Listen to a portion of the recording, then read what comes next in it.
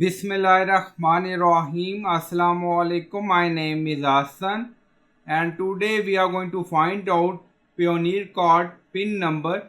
Before starting work, it's my request, please subscribe my channel. Thank you. Now back to our work. So we are already logging in Payoneer and then we are going to find out Payoneer card number.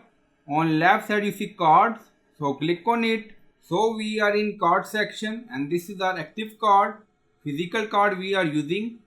So click on it and then you see card detail. Now you see name, expiry date, you see all detail and then you see view pin. So click on it and then you see security verification. To complete your request, enter verification code we sent to this number. So you will receive code on your mobile phone. So we enter number that we receive and then click on submit. And then you see just before we show your pin, keep these safety tips. Now you see we will show the pin for 60 seconds. View pin. Now you see 4-digit pin number for USD card.